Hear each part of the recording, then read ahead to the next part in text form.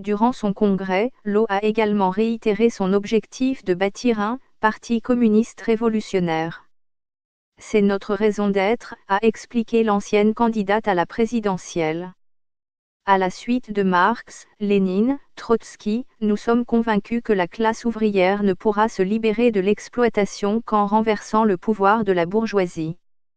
Une stricte orthodoxie, bolchevique, pour Madame Artaud, les bolcheviks sont les seuls à avoir porté la classe ouvrière au pouvoir qui commande de mettre en place le parti révolutionnaire, avant-garde du prolétariat. Une conception fidèle aux principes défendus par l'Union communiste internationaliste, Union cycliste internationale, dont Law est l'émanation française, mais qui va à rebours de tous les débats qui secouent la gauche sur le dépassement des partis. Lire aussi, les insoumis remodèlent leur mouvement.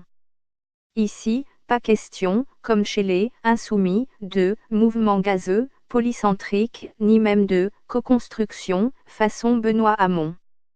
Au contraire, il s'agit, pour les 8000 adhérents revendiqués de Law, de conscientiser le prolétariat, moteur de l'histoire, seul capable de renverser le capitalisme et de reconstruire une autre société.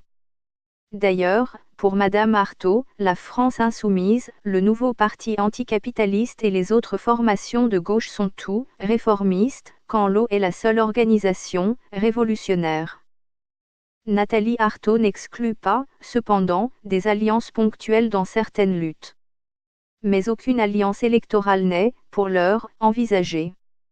Lire aussi, pour relancer son mouvement, Benoît Hamon le rebaptise « Génération S ». Lors de ce congrès qui s'est tenu à huis clos, 4 textes d'orientation ont été présentés. Outre celui sur la constitution du Parti communiste révolutionnaire, les travaux étaient consacrés à la situation internationale, à la situation française et un autre sur la crise économique. Lutte ouvrière ne cache pas son hostilité vis-à-vis d'Emmanuel Macron et de sa politique économique.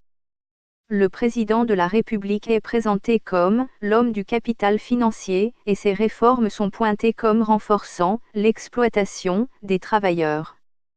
Mais Nathalie Artaud tient à préciser que sa formation ne se contente pas de critiquer Emmanuel Macron mais qu'elle remet en cause tout le système du grand capital, guidé par les intérêts de la grande bourgeoisie. Et que jamais elle ne déviera de cette ligne.